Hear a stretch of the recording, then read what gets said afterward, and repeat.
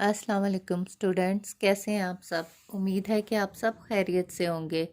आज का जो हमारा टॉपिक है वो है पार्शियल फ्रैक्शन। सबसे पहले तो मैं आपको वेलकम करना चाहूँगी एमएस लर्निंग पॉइंट पे। जी, आई होप कि आप सब ने चैनल सब्सक्राइब कर लिया होगा। अगर नहीं किया है तो अभी सब्सक्रिप्शन का बटन प्रेस करें। जी, अब आते हैं हम अपने टॉपिक की तरफ। आज जो हम टॉपिक कर रहे हैं वो है पार्शियल फ्रैक्शन। उसमें हम करेंगे एक्सरसाइज 4.2 का क्वेश्चन नंबर 1। अब हमने इसको रिजॉल्व करना है फ्रैक्शन को उसकी पार्शियल फ्रैक्शन में। अब सबसे पहला काम जो हम करते हैं वो कौन सा है। जब हमने रिजॉल्व करना होता है हमने चेक करना है कि हमारी फ्रैक्शन जो है वो प्रॉपर है या इम्प्रॉपर। अब ये हमारी फ्रैक्शन तो प्रॉपर है क्योंकि degree of the numerator is less than the degree of the denominator.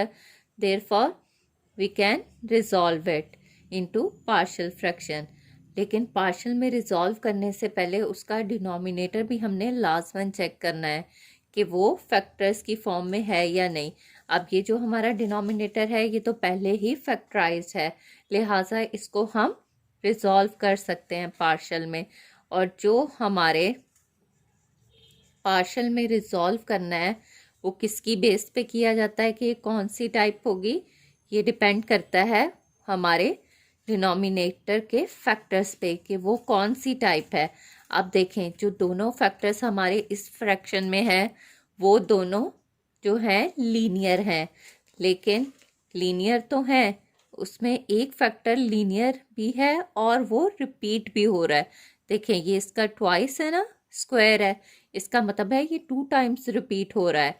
तो इस तरह की जब हमने लीनियर रिपीटिंग पार्शियल फ्रैक्शन में रिजॉल्व करना हो तो हम क्या करते हैं कि जो हमारा रिपीटिंग लीनियर फैक्टर होता है एक दफ़ा उसको हम एक्सपोनेंट के बगैर लिख लेते हैं अननोन के साथ, और दूसरी दफ़ा उसको हम लिख लेंगे एक्सपोनेंट के साथ। और फिर जो दूसरा हमारा लीनियर फैक्टर है वो तो रिपीटिंग नहीं है, लिहाजा उसको हम इसी तरह से लिख लेंगे। ठीक है, अब जो नेक्स्ट हमारा काम होता है वो क्या होता है कि हमने उसको जो एलसीएम होता है उससे मल्टीप्लाई करना होता है। अब हमारा एलसीएम हमेशा यही आएगा जो हमारे पास लेफ़्ट साइड पे फ्रैक्शन का डिनोमिनेटर है। ठीक है, तो दोनों साइड को हम क्या करेंगे उसके एलसीएम से मल्टीप्लाई कर देंगे, लेफ़्ट साइड पे भी और राइट साइड पे भी। तो अब हम एलसीएम से जब मल्टीप्लाई कर रहे हैं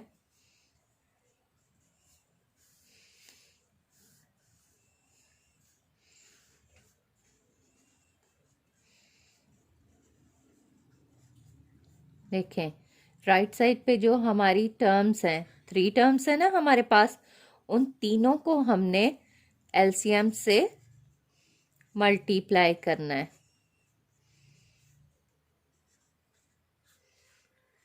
ए अननोन को भी हमने करना है, जो हमारा बी अननोन है उसको भी हमने एलसीएम से करना है,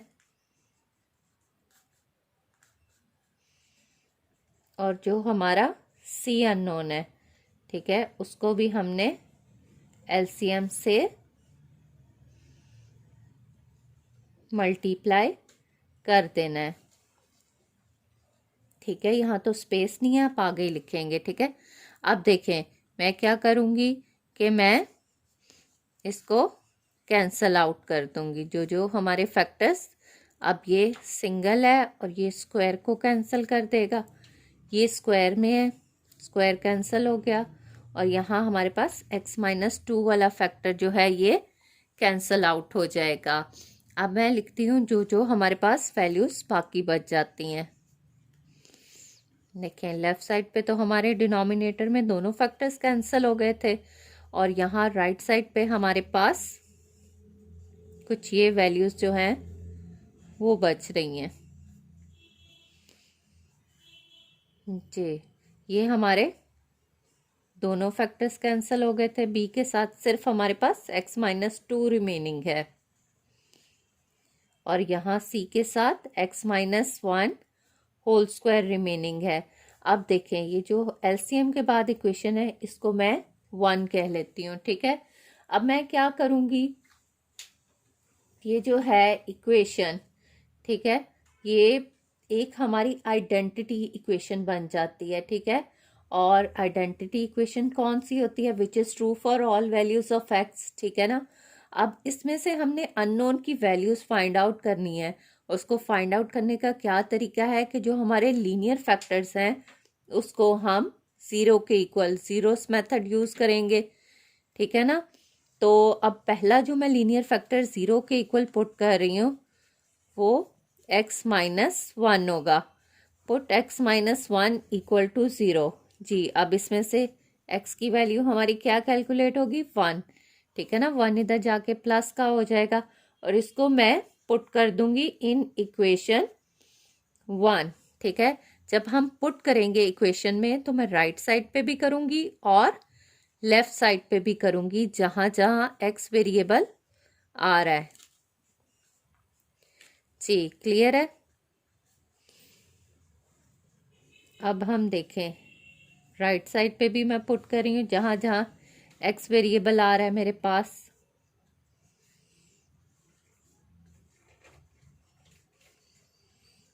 जी, अब इसे मैं सिंप्लीफाई कर लेती हूँ। 1 का क्यूब 1, 3 1 3, और ये देखें यहाँ मैं जब इसे 1 में से 1 माइनस करूँगी 0 आ जाएगा।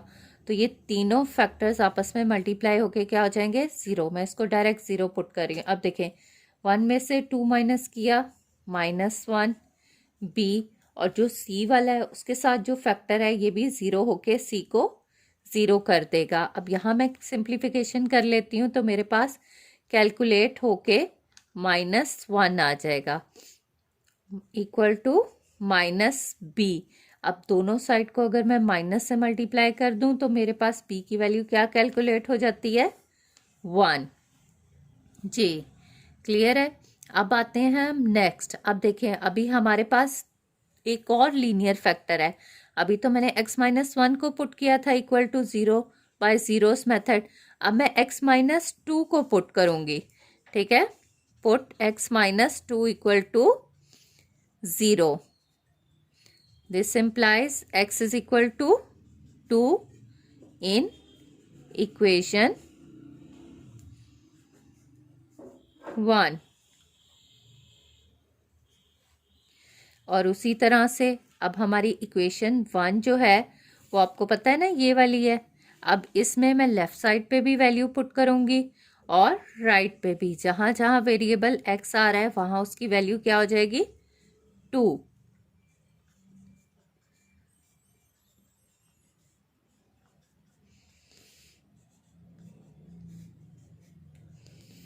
जी, अब थोड़ा सा आपको आइडिया हो रहा होगा कि हमारी किस वेरिएबल की वैल्यू जो है वो इसमें से फाइंड आउट होगी।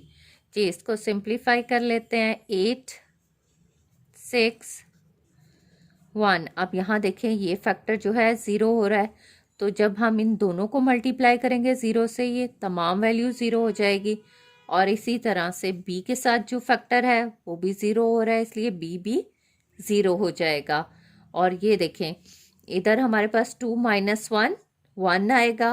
1 का स्क्वायर 1 ही होता है, तो यहाँ पे हमारे पास c आ जाएगा। तो अब यहाँ से हम c की वैल्यू कैलकुलेट करेंगे। 8 में से 6 माइनस करेंगे 2, और 1 प्लस करेंगे तो हमारे पास 3 आ जाएगा। तो c की जो वैल्यू कैलकुलेट हुई है वो 3 आ गई है हमारे पास। अब दो अननोन्स तो हमें मालूम हो गए हैं, b एंड c।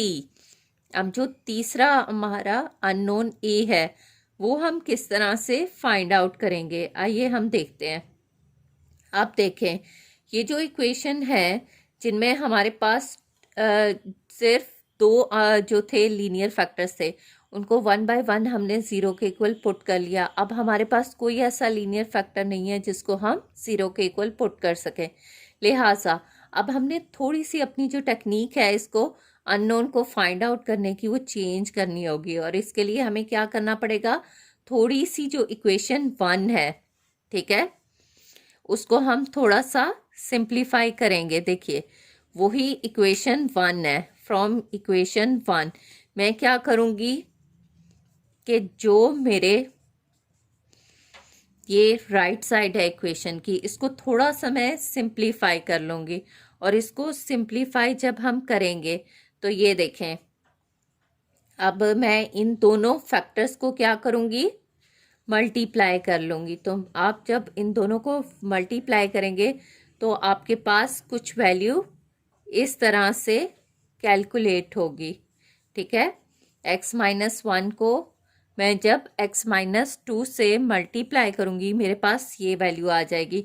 अब b में तो हमारे पास एक ही फैक्टर है, ठीक है, और यहाँ पे मेरे पास होल स्क्वायर है, चाहे मैं इसको 2 टाइम्स मल्टीप्लाई कर लूँ या आइडेंटिटी या फॉर्मूला अप्लाई कर दूँ, तो मेरे पास आंसर जो है वो यही आएगा। अब देखें ये हमारे पास थोड़ी सी जो इक्वेशन 1 थी उसको मैंने चेंज कर लिया है। अब मैं क्या करूँगी, इसको जो अननोन्स हैं उससे मैं मल्टीप्लाई कर दूंगी। जी यहाँ पे भी हमारा a आएगा, और यहाँ पे हमारे पास आ जाएगा bx माइनस 2b, और यहाँ पे आ जाएगा cx² minus 2cx plus c, ठीक है। अब यहाँ से जो हमारी इक्वेशन बनी है ना मल्टीप्लिकेशन के बाद, अब ये इक्वेशन को मैं 2 कह लेती हूँ, ठीक है। अब ये मेरे पास जो इक्वेशन नंबर 2 है, इसको मैं अब इसमें से जो टेक्निक यूज़ करनी है अननोन को फाइंड करने की, अब सबसे पहले मैंने देखना है मेरा अननोन कौन सा है। मेरा अननोन अभी तक ए है, बी और सी तो मैंने फाइंड कर लिए हैं, तो अब मैंने देखना है कि ए कहाँ कहाँ कर है। अब देखें x² के साथ भी ए है, x के साथ भी ए है, और ए जो है ये कांस्टेंट के साथ भी है, ठीक है। अगर मैं कंपेयर कर लूं, कंपेयरिंग कोफिशिएंट्स ऑफ x², ठीक है, मैं क्या कर रही हूँ, ये जो इक्वेशन है इसकी राइट साइड पे भी और लेफ्ट साइड पे भी जो x² के कोफिशिएंट हैं उनको लिख लूँगी। अब देखें लेफ्ट साइड पे हमारे पास कोई x² वाला कोफिशिएंट नहीं है, लिहाजा मेरे पास क्या आ जाएगा, 0। अब देखें राइट साइड पे x² के साथ कौन कौन से अननोन जो है मौजूद हैं, ये देखें, ये a एक है हमारे पास, उसके अलावा जे, ये देखें सी है हमारे पास, तो मैं सिर्फ उसके कोफिशिएंट्स लिख रही हूँ x² के, ठीक है, साथ आपने x² नहीं लिखना है। अब देखें मुझे मालूम है कि c की वैल्यू क्या मैंने कैलकुलेट की है, 3, तो यहाँ से मैं a की वैल्यू जो है वो कैलकुलेट कर सकती हूँ, ठीक है। अब मेरे तीसरा जो अननोन था उसकी वैल्यू भी कैलकुलेट हो गई है, लिहाजा जो मेरी रैशनल फ्रैक्शन थी, अब उसको जब मैंने रिजॉल्व किया था पार्शियल फ्रैक्शन में, उसके जो अननोन थे उनकी वैल्यूज फाइंड आउट हो गई हैं, लिहाजा अब मैं उनको उसमें पुट कर दूंगी। जी बी की हमारी क्या वैल्यू है, 1,